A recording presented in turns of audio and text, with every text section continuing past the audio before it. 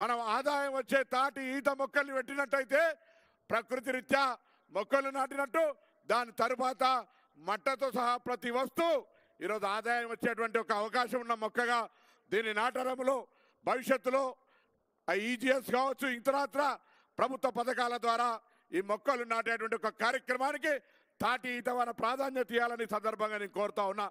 అంతేకాదు ప్రభుత్వ స్థలాలు ఎక్కడెక్కడ ఉన్నాయో ల్యాండ్ రియల్ ఎస్టేట్ పెరిగినా ప్రభుత్వం కూడా జాగా గుంజుకోలేనటువంటి విధంగా రోడ్లు కావచ్చు ప్రాజెక్టులు కావచ్చు ఎక్కడెక్కడైతే ప్రభుత్వ స్థలాలు ఉన్నాయో వాటి దగ్గర మ్యాండేటరీగా తాటి ఈత చెట్లు పెంచే విధంగా ప్రభుత్వం ఆదేశాలు ఇవ్వాల్సిందిగా గౌరవ ముఖ్యమంత్రి గారు హృదయపూర్వకంగా కోరుతా ఉన్నా.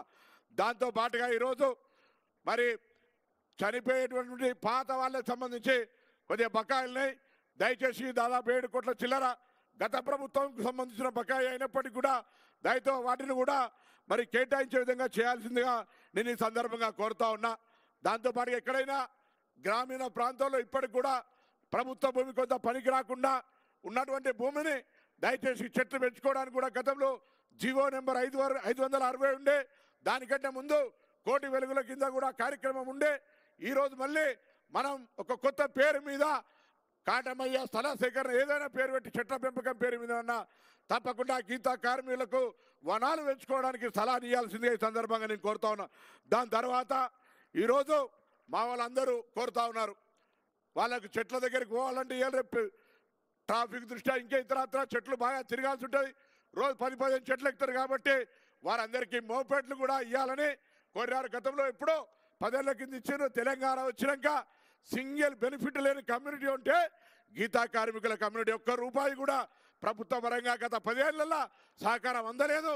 ఇలా గీతా కార్మికులకు ఆదుకునేటువంటి విధంగా మరి ప్రభుత్వం నిర్ణయం తీసుకోవాలని సందర్భంగా కోరుతూ ఈ కళ్ళు వృత్తి నామోషి కళ్ళు తాగాల అనేటువంటి పరిస్థితి నుంచి పట్టణాల రోడ్లు హైవేల మీద కానీ గ్రామీణ మున్సిపాలిటీ ప్రాంతాల్లో కానీ మోడల్గా తాడి నీరా బార్ల రూపం లోపల హైజెనిక్గా మంచి ఫుడ్తో సహా ఈ కళ్ళును నేచురల్ ప్రొడక్ట్ని అమ్మే విధంగా మరి ప్రభుత్వం తరఫున అది పీపీపీ మోడా సహకార సంఘం ద్వారానా ప్రభుత్వం తరఫున ఎట్లయినా కానీ కనీసం నియోజకవర్గం ఒకటి చొప్పున ముందుగా మరి తాడి నీరా పేరు మీద కళ్ళ వృత్తులను అమ్ముకోవడానికి ఒక వ్యవస్థను ఏర్పాటు చేయాల్సిందిగా నేను మీరు అధికారులను ఆదేశించాలని సందర్భంగా నేను కోరుతాను.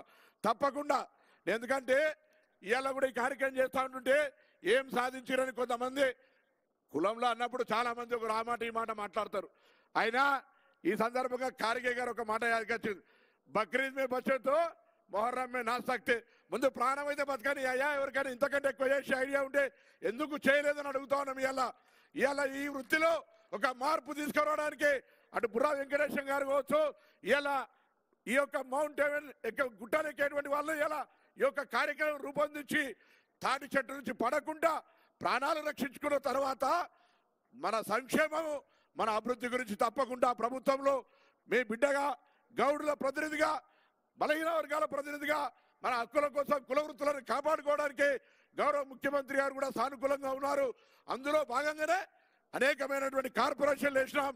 కులగణన అనేటువంటి కార్యక్రమాన్ని భారతదేశంలో బీహార్ తర్వాత మొట్టమొదటిగా శాసన తీర్మానం చేసి 150 కోట్ల రూపాయలు ఇచ్చి ముందుకు తీసుకుపోతా ఉన్నాం. కాబట్టి దయచేసి ప్రతిపక్షాలు ఎన్ని మాట్లాడినా కుల వృత్తికి సంబంధించి అన్ని కులాల యొక్క సంక్షేమం కొరకు పాటుపడే ఈ ప్రభుత్వం తప్పకుండా గీతా కార్మికుల బిడ్డగా ఈ అంశాలను తప్పకుండా పరిగణలోకి తీసుకోవాలని గౌరవ ముఖ్యమంత్రి గారు కోరుతూ ఈ కార్యక్రమానికి వచ్చినటువంటి అందరికీ కూడా వేదిక మీద ఉన్న పెద్దలందరికీ ఇక్కడికి వచ్చేటువంటి నా కుటుంబ సభ్యులందరూ కూడా పేరు ధన్యవాదాలు చెప్తూ సెలవు తీసుకుంటా ఉన్నాను.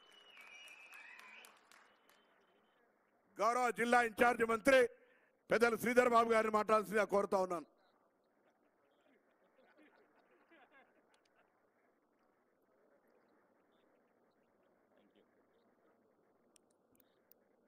అందరికీ నమస్కారం. ఈరోజు